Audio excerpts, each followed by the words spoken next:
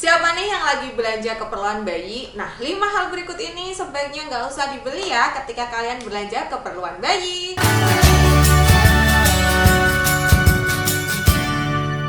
Halo, selamat datang di Kriwil Life, ngobrolin kesehatan bareng aku Bidan Kriwil. Hari ini aku akan ngomongin 5 hal yang sebaiknya nggak usah dibeli ketika kalian belanja keperluan bayi. Nah, kenapa nggak usah dibeli dan apa saja kelima hal itu?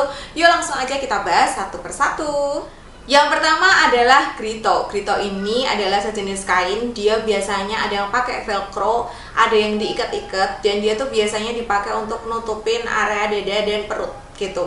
Gunanya sih konon katanya supaya perut bayi itu tidak membesar, tidak buncit gitu ya, dan juga supaya udelnya itu nggak bodong. Nah, sebenarnya udel bodong dan perut buncit itu tidak disebabkan oleh Grito. Kalau kalian pengen tahu lebih lanjut soal udel bodong, kalian bisa lihat video yang ini. Nah, pemakaian Grito itu justru bisa menyebabkan bayi jadi mudah gumoh, gangguan saluran pencernaan, dan saluran pencernaannya ini berkembangnya tidak optimal ya, seperti ketika kita pakai korset lah, itu kan juga nggak nyaman, sesek seperti itu.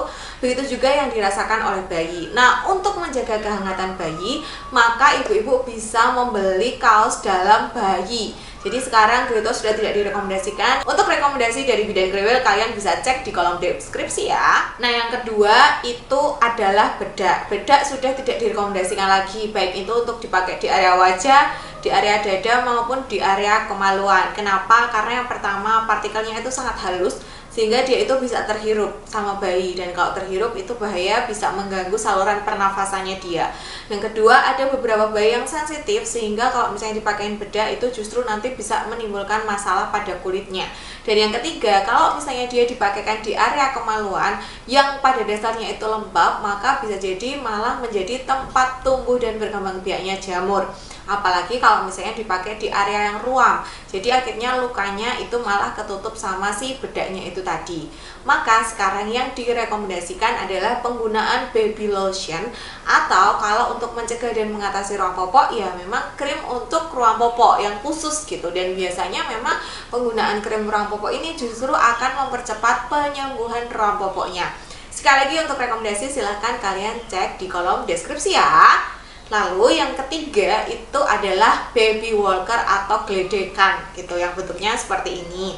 Nah, ini sudah tidak direkomendasikan. Kenapa? Karena ini tuh berbahaya. Jadi ketika bayi memakai gledekan atau baby walker ini, dia itu bisa menjangkau tempat-tempat yang sulit dijangkau. Belum lagi kalau misalnya rumah kalian itu nggak rata atau ada tangganya gitu, maka bayi beresiko untuk terjungkal, jatuh, dan mengalami cedera.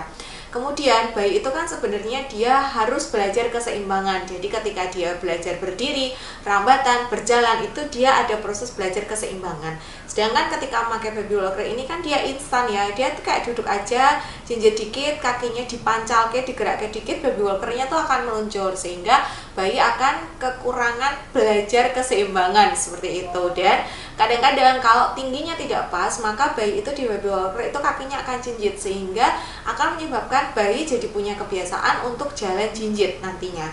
Nah, yang disarankan sekarang kalau misalnya pengen stimulasi berjalan menggunakan alat, ibu-ibu itu bisa belinya push walker. Jadi push walker itu dia didorong dan biasanya rodanya itu juga lebih seret dibandingkan baby walker, sehingga tidak membuat bayi ini jadi kehilangan belajar keseimbangan, bayinya juga tidak mudah terjungkal, dan tetap harus diawasi ya. Atau kalian juga bisa bikin sendiri. Biasanya kalau di desa-desa di daerah Jawa tuh masih bikinnya tuh sendiri seperti ini, jadi dari kayu.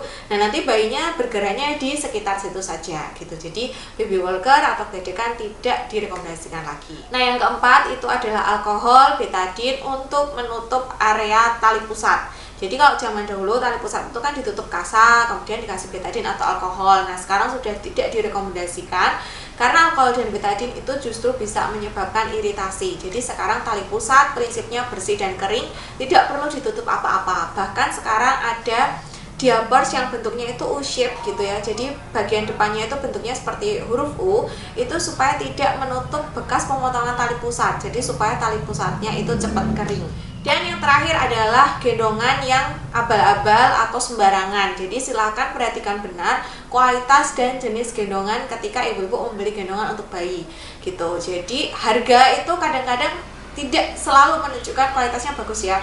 Jadi salah satu contoh gendongan yang tidak direkomendasikan adalah gendongan yang NBC seperti ini, narrow baby carrier, atau yang sempit, karena seperti dilihat posisi ini tidak nyaman bagi bayi. Jadi bayi itu nanti tumpuan beratnya di tulang kemaluan.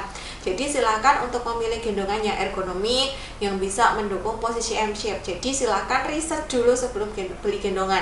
Jangan asal-asal beli gendongan. Perhatikan juga kualitas gendongannya, jahitannya seperti apa. Jangan sampai ketika dipakai nanti jebol, anaknya malah jatuh. Buat yang masih bingung milih gendongan, aku sudah pernah juga bikin tips memilih gendongan. Kalian nanti bisa nonton video yang ini. Nah, itu tadi ibu-ibu 5 hal yang sebaiknya tidak usah dibeli ketika ibu-ibu belanja keperluan bayi. Kalau udah terlanjur beli, silahkan tidak usah dipakai dan jangan juga dikasih ke orang lain, karena nanti justru membahayakan orang lain ya gitu. Jadi silahkan disimpan aja. Buat yang terlanjur beli, nggak usah beli. Buat yang pengen tahu rekomendasiku, bisa cek di kolom deskripsi. Terima kasih sudah menonton video ini. Kalian boleh cerita sejauh mana nih persiapan pembelian perlengkapan bayinya ya. Terima kasih sudah menonton.